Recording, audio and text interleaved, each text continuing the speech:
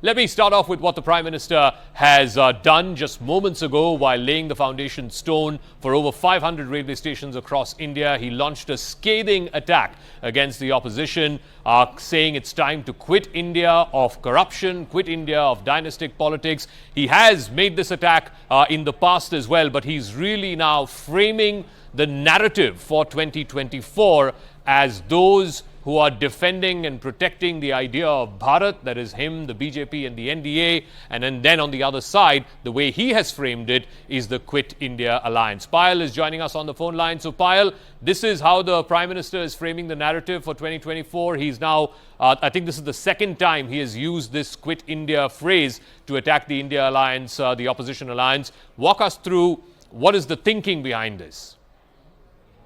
Good morning, Zaka, to our viewers and to you, and congratulations on the brand new studio.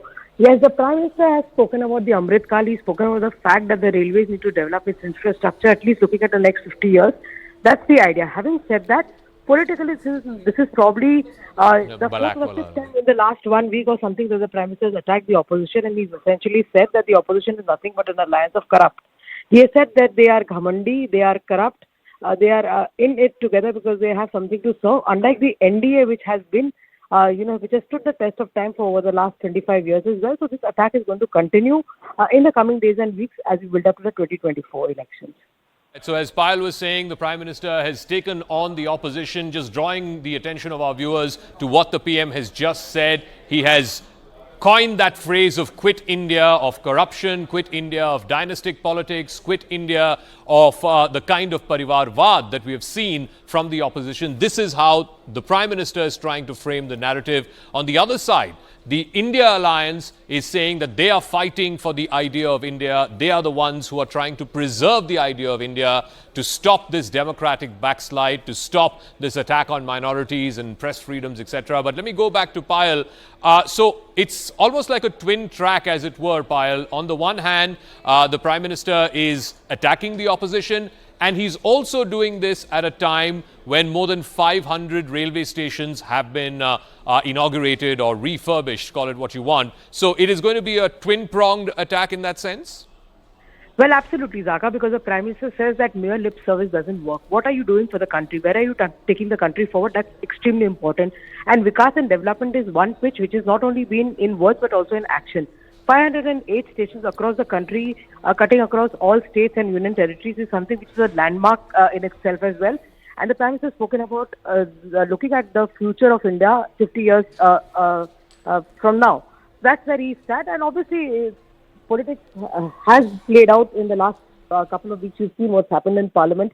The opposition wanting demanding a discussion on Manipur, but not doing the discussion on Manipur, and not participating in debates on crucial bills as well. So obviously that line of attack also stays, because the Prime Minister has told at least 6 cluster meetings in the last 1 week or so where he's had, saying that we do not see any credibility in the opposition, because the opposition is only an alliance of convenience.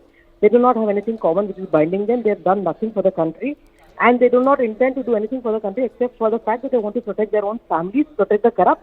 And if you remember, on the 27th of June, Zaka, when the Prime Minister spoke in Bhopal, he said the only guarantee that this government will give to the people of the country is the guarantee of vikas, and the guarantee that every person who's corrupt or every person who's okay, be brought to book. All right, Payal, we'll leave it at that. I'm also joined by my colleague Pallavi, who's tracking this. Any reactions yet from the opposition, the India alliance? We'll try and go to Pallavi in just a moment. All right, let's play out this breaking again. The Prime Minister speaking just moments ago at the inauguration of over 500 railway stations, the Amrit Bharat scheme, has launched an all-out attack on the opposition alliance, saying quit India of dynastic politics, quit India of corruption. He's also attacked the opposition for not visiting the Sardar Vallabhbhai Patel statue, the Statue of Unity, even though it was inaugurated after 70 years. Somebody raised a statue to Sardar Patel. Let's play out the soundbite of the Prime Minister in that attack that he made just moments ago. दुर्भाग्य से हमारे देश में विपक्ष का एक धड़ा आज भी पुराने ढर्रे पर चल रहा है। वो आज भी खुद तो कुछ करेंगे नहीं और किसी को करने भी न देंगे, न काम करेंगे न करने देंगे। ये रवैये पर अड़े हुए हैं। देश ने आज की और भविष्य की जरूरतों की चिंता करते हुए संसद की आधुनिक इमारत बनवाई। संसद देश के लोकतंत्र की प्रतीक होती है। उसमें पक्ष विपक्ष सबका प्रतिनिधित्व होता है, लेकिन विपक्ष के इस धड़े ने संसद की नई इमारत का भी विरोध किया। All right, so the Prime Minister there making an all-out attack on the opposition, talking about Quit India, whether it is dynastic politics, whether it is vote bank politics, whether it is corruption. And this is the line of attack from the Prime Minister. We heard this last week also when he had gone to Rajasthan to speak, to inaugurate a few projects there. This was the line, the political line of attack that the Prime Minister had taken against the opposition. But the opposition, of course, also not taking up the fight, as it were. They are not taking this lying low or lying down. In fact, they are giving it back to the BJP and to the NDA, saying that the reason that they had to coin their alliance as the India alliance was to preserve the idea of India. We'll try and see if we can get some political reactions on this, to try and see if we can get our reporters as well on this story, or how the opposition is reacting to this particular development. So the Prime Minister, while inaugurating the Amrit Bharat scheme, or the inauguration of over 500 railway stations, the refurbishment of over 500 railway stations, he has now taken on the opposition, saying quit India of all the evils, which according to him, the opposition stands for, whether it's corruption or dynastic politics. Shehzad Poonawalla is now joining us on the phone line. Shehzad, the Prime Minister asking the opposition to quit India of all the evils, corruption, dynastic politics, etc. But the opposition is saying that they would want Mr. Modi and the BJP to quit India because they are responsible for the democratic backslide, and they are the ones who are fighting to preserve the idea of India. So respond to that, please.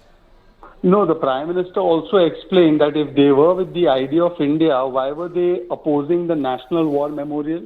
Why is it that they never constructed the National War Memorial? Why is it that in the name of appeasement politics, the very same constituents of this I.N.D.I. alliance always patronize terror groups, patronize Yaqub Memon, patronize Simi, patronize Afzal Guru? Why is it that their stand has only been of vikas virodh in the name of Modi virodh? So the question is that just by taking a label which has an acronym of I.N.D.I.A. does not mean that your charitra is that of India, and therefore they must answer the specific questions.